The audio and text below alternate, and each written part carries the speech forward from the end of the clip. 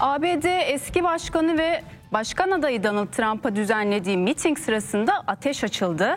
Trump korumalar tarafından kürsüden uzaklaştırıldığı ayrıntıları Eda Tuğrul aktaracak bize. Saldırıyla ilgili bilgileri paylaşacak. O anları Eda'dan öğreneceğiz az sonra.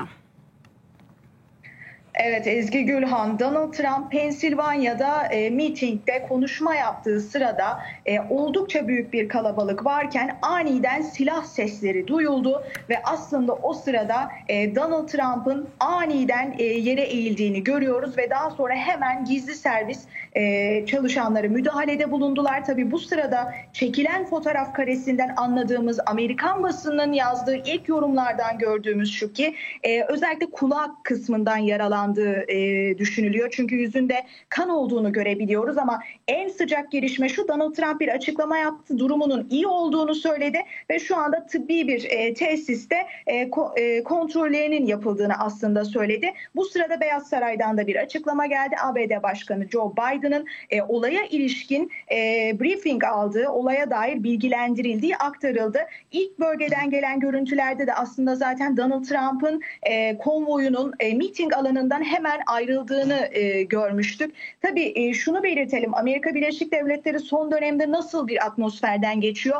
6 Kasım'da başkanlık seçimi yapılacak. Dolayısıyla artık her iki başkan adayı da mitinglerine hız vermiş vaziyette. Bir yanda mevcut başkan Joe Biden var, diğer yanda Donald Trump var ki son dönemde özellikle Haziran ayında televizyon programında karşı karşıya gelmelerinin hemen ardından aslında Amerikan kamuoyunun değil sadece dünyanın da gündemine oturmuş bir konuydu bu başkanlık seçiminin sonucunun ne olacağı. Çünkü ABD Başkanı Joe Biden'ın 81 yaşında olması, sağlık durumuna yönelik şüpheler, bir yandan yalnızca kendisinden 3,5 yaş daha küçük olan Donald Trump ve aslında tüm bunların gölgesinde anketler ne söylüyor, neler yaşanıyor derken bir anda Donald Trump'ın mitinginde yaşanan bu olay hiç şüphesiz ki Amerikan siyasi tarihine geçecek türden önemli bir gelişme. Çünkü yalnızca bir başkan adayı da değil Donald Trump, aynı zamanda eski bir ABD başkanı,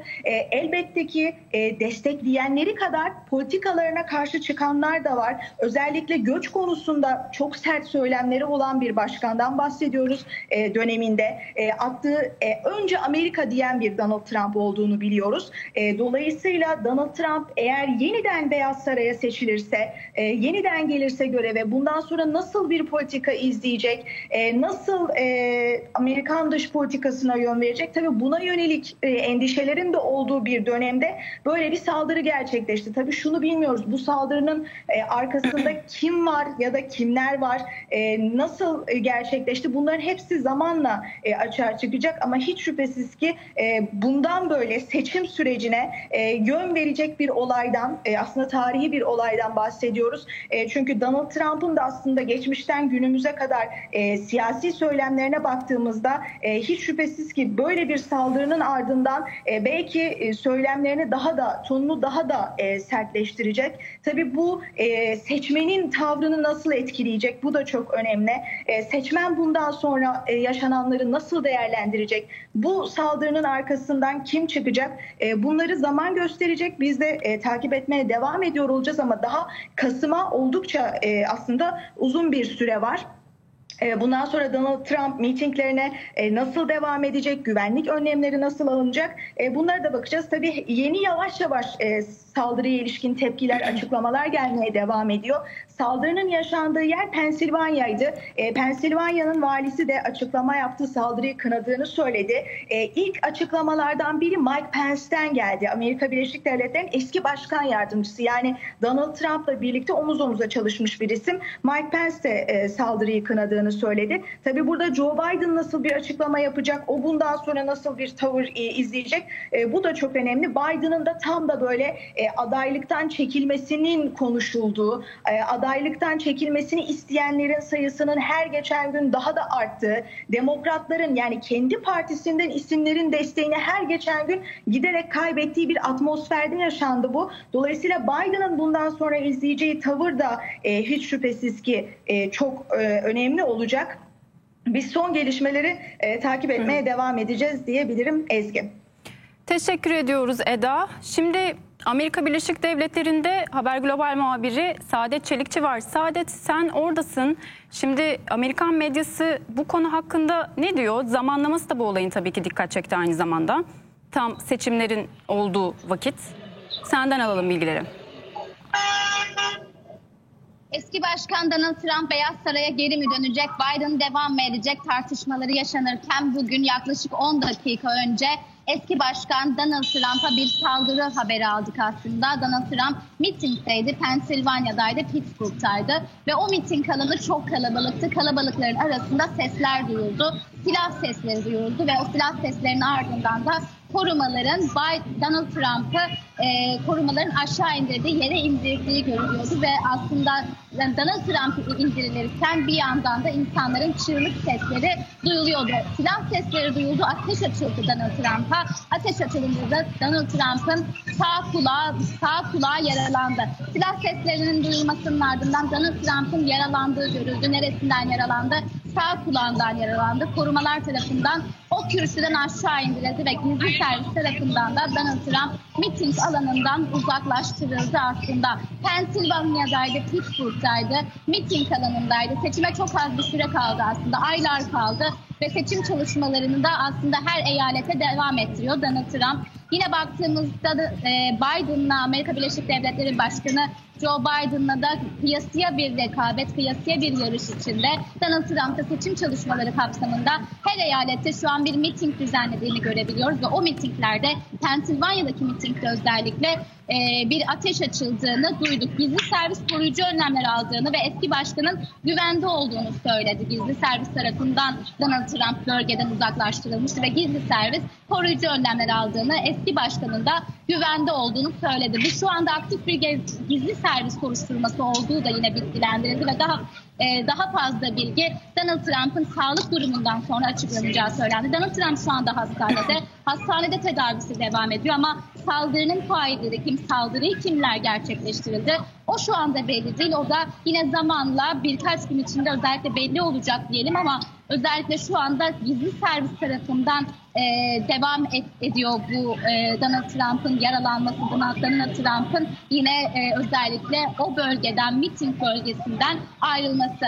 Gizli servis koruyucu önlemler aldı şu anda. Eski başkan güvende. Elon Musk da bir açıklama yaptı Twitter hesabından. O da bir an önce iyileşmesini istedi. Donald Trump'ın yine Beyaz Saray'dan da bilgi geldi. Beyaz Saray'da ABD Başkanı Joe Biden'ın da yine bilgilendirildiği söylendi konuyla ilgili. Joe Biden henüz bir açıklama yapmadı eski başkan Donald Trump'la ilgili ama şu anda biz sağlık durumunun iyi olduğunu, Donald Trump'ın da güvende olduğunu biliyoruz. Koruyucu önlemler alındığını biliyoruz. Özellikle Pensilvanya'da, Pittsburgh'da koruyucu önlemler alındığını biliyoruz. Çünkü çok kalabalık olduğunu görebiliyoruz. Yine görüntülere baktığımızda o kalabalıkların arasından bir ses duyuldu. O kalabalıkların arasından ateş sesi duyuldu ve o ateşle Donald Trump sağ kulağından yaralandı. Sağlık durumu iyi şu anda.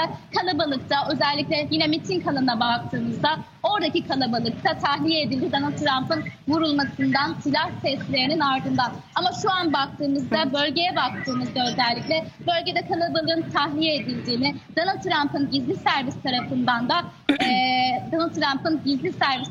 da bölgeden uzaklaştırıldığını görüyoruz. Yine sosyal medyada yine baktığımızda, karşımıza gelen görüntülere baktığımızda Donald Trump sahneden inerken sağ kulağının kanlar içinde olduğunu görebiliyoruz. Sağ kulağından yaralandığını görebiliyoruz ama gizli servis tarafından özellikle bölgeden uzaklaştırıldığını, yine etrafının sarıldığını, o bölgede de koruyucu önlemler alındığını görebiliyoruz. Şu anda saldırıyı kimlerin gerçekleştirdiği belli değil. Ama yine seçim çalışmaları kapsamında Amerika Birleşik Devletleri'nin eski başkanı Donald Trump miting alanındayken böyle bir saldırı haberini yaklaşık 15 dakika önce aldık ve Donald Trump'ın sağlık durumunun iyi olduğunu, güvende olduğunu bilsek de sağ kulağının yaralandığını biliyoruz. Yine seçim çalışmaları devam edecek çünkü seçime hala baktığımızda 3,5 ay var. Donald Trump çalışmalarına devam edecek seçim yaklaşırken seçim çalışmaları kapsamında. Ancak bu mitingler nasıl olacak? Bu mitingler hangi eyalette, hangi bölgede nasıl olacak? Güvenlik önlemleri nasıl alınacak bundan sonra? Gizli servis ne kadar koruyucu önlem alacak? Ne kadar etkili olacak? Bunu da yine zaman gösterecek ama şu an özellikle Pennsylvania'daki Pittsburgh'taki mitingde Donald Trump'ın yaralandığını, silah seslerinin de duyulduğunu, sağ kulağından yaralandığını görüyoruz. Şu an baktığımız görüntülerde evet kalabalık görebiliyoruz hala ama yine baktığımızda medyadan, Amerika basınından gelen açıklamalara baktığımızda, bölgeden aldığımız açıklamalara, bölgeden aldığımız duyumlara baktığımızda da o bölgenin de şu anda tahliye edildiğini, çünkü insanların çığlık attığını, özellikle ateş sesleri duyulduktan sonra, Donald Trump sahneden indirildikten sonra insanların da çığlık seslerinin duyulduğunu görebiliyoruz özellikle görüntülerde. Hala kalabalık olarak görülse de o görüntüler şu an o bölgenin de tahliye edildiğini, insanların bölgeden uzaklaştırıldığını söyleyebiliriz. Donald Trump destekçilerine bir miting veriyordu. Destekçileriyle konuşuyordu. Trump yanlılarıyla konuşuyordu. Miting alanına gelenlerle konuşuyordu ve o sırada oldu aslında. Yaklaşık 15 dakika önce Pennsylvania'da, şu an baktığımızda saat Amerika Birleşik Devletleri'nde saat 7'yi gösteriyor. Donald Trump da yine yaklaşık 15 dakika önce o miting alanındaydı ve miting alanındayken de failinin kim olduğunu bilmiyoruz şu an ama bir silah sesiyle, bir ateş sesiyle sağ kulağından yaralandığını, sağ kulağından kanlar aktığını görebiliyoruz. Şu an gizli servis bölgede ve gizli servisinde o bölgede koruyucu önlemler aldığını görebiliyoruz. O bölgenin de sadece Trump tahliye edilmedi, sadece Trump götürülmedi. O bölgede de Trump destekçileri, mitinge katılanlar da o bölgeden tahliye edildi. Donald Trump'ın sağlık durumu iyi olduğu söylendi, güvende olduğu söylendi. Donald Trump'ın sağlık durumunun iyi olduğu ve kendisinin de güvende olduğu söylendi. Ancak yine baktığımızda, bölgeye baktığımızda saldırının kim ve kimler tarafından gerçekleştirildiği bilinmiyor. Ama baktığımızda koruyucu önlemler alındığını ve şu anda bunun aktif bir gizli servis soruşturması olduğunu söyleyebiliriz. Daha fazla bilgi yine mevcut olduğunda açıklanacağı söylendi gizli servis tarafından. Ancak bunun bir gizli servis soruşturması olduğu da söylendi. Yine soruşturma devam ettikçe önümüzdeki günlerde de yine hem Donald Trump'ın sağlık durumuyla ilgili bilgi gelecek hem de özellikle bu saldırıyı kim ve kimler tarafından gerçekleştirildiği de yine belli olacak diyebiliriz şu an Amerika Birleşik Devletleri'nde.